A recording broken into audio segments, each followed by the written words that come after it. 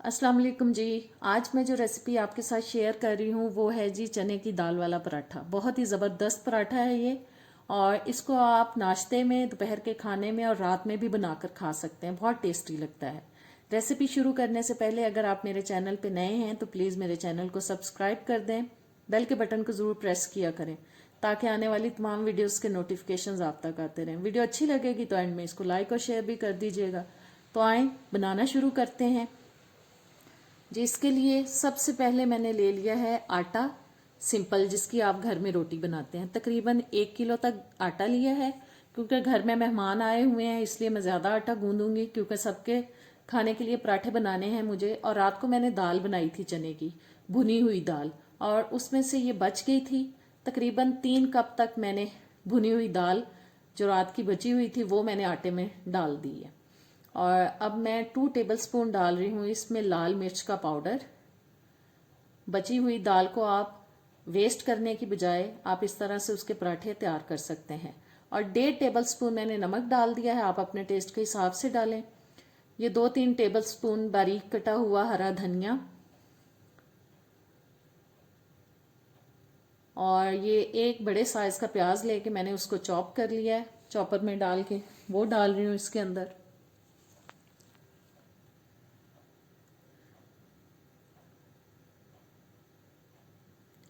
ये तकरीबन 1 टेबलस्पून तक कुटा हुआ सूखा धनिया, 2 टीस्पून साबुत ज़ीरा, ये तकरीबन 1 से 1.5 टेबलस्पून बारीक कटी हुई यानी कि चॉप हुई हरी मिर्च, 1 टीस्पून गरम मसाला पाउडर, 1 टीस्पून हल्दी पाउडर। और अब इन सब चीज़ों को हम हाथों से अच्छी तरह से मिक्स करेंगे। अभी मैं इसमें पानी नहीं शामिल करूंगी, पहले मैं सारी दाल के साथ आटे को मिक्स करूंगी।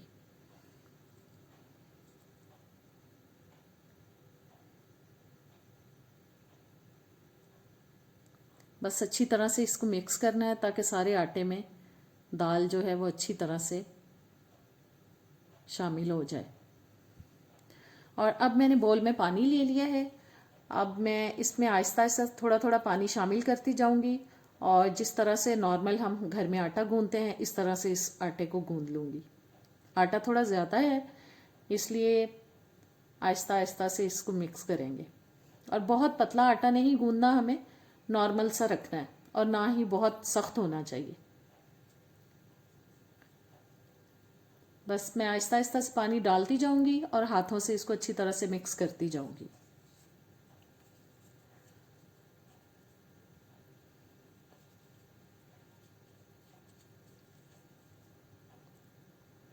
ये देखिए, मैं थोड़ा थोड़ा पोर्शन लेके आटे का उसमें पानी डाल के उसको मिक्स करके एक साइड पे करती जा रही हूँ।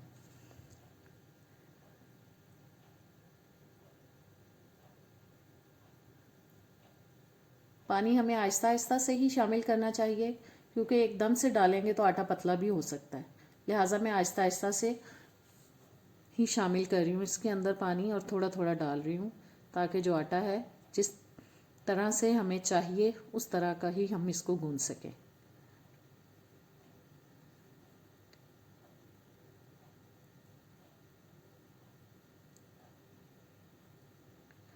और अब मैं हाथ से डाल के थोड़ा थोड़ा पानी बस इसको सबको इकट्ठा कर लूँगी।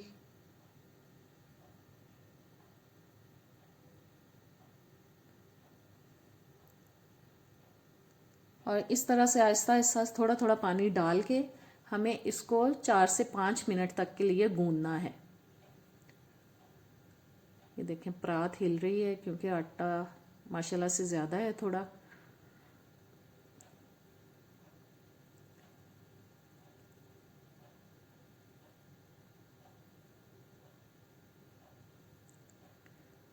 और अब मैं हाथों को हल्का हल्का पानी लगा के इसको गूंद रही हूँ।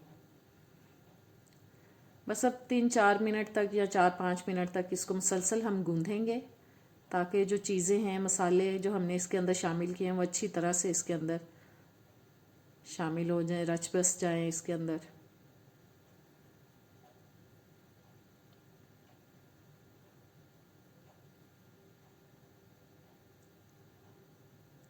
बस बहुत ज़्यादा पानी नहीं लगाना, हल्का हल्का सा हाथों पे पानी लगा के तो इसको गूंदते जाना है।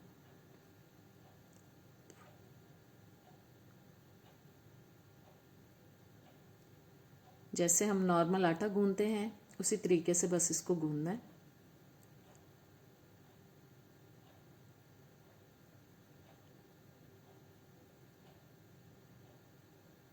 और ये देखें 4-5 मिनट तकरीबन मैंने इसको गूंद लिया है। और अब इसको मैं रख रही हूँ जनाब 10 से 15 मिनट के लिए, और ऊपर से मैं इसको ढक रही हूँ किसी कपड़े से, और 10-15 मिनट के लिए इसको रेस्ट देंगे हम। जी तकरीबन 15 मिनट गुजर चुके हैं और अब मैं इसको बोल में निकाल रही हूँ ताकि अब मैं इसके पराठे तैयार कर सकूँ। आप 10-15 मिनट के लिए इसको छोड़ देंगे तो इससे ये होगा कि आप उसी वक्त पराठे तैयार कर सकते हैं और बहुत अच्छे पराठे बनेंगे इंशाल्लाह ताला। जब मैंने खुश्क आटा ले लिया है और बस इसका पेड़ा बनाते हैं। आप अपनी पसंद के हिसाब से छोटा बड़ा जितना भी साइज़ लेना चाहें पेड़े का वो ले सकते हैं। बस आटा लगाएंगे और इसको हम बेल लेंगे बेलने की मदद से।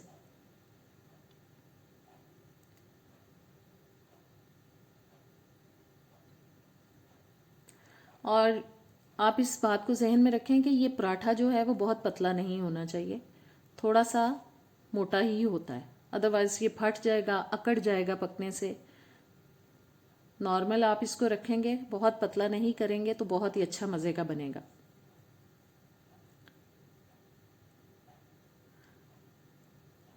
तवा जो है मैंने रख दिया है गर्म होने के लिए और रोटी को मैंने बेल लिया। अब थोड़ा सा मैं हाथों की मदद से इसको बड़ा कर लूँगी ताकि बहुत छोटा ही पराठा तैयार ना हो, नॉर्मल साइज़ का हो।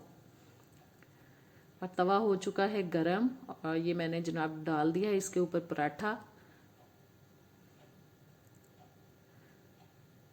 एक साइड थोड़ी सी पकने के बाद अब मैं इसकी साइड चेंज कर रही हूँ और अब हम डालेंगे इसके ऊपर घी। मैं देसी घी इस्तेमाल कर रही हूँ, आप ऑयल भी डाल सकते हैं, कोई भी बनास्पति घी भी इस पर डाल सकते हैं और उसमें पका सकते हैं।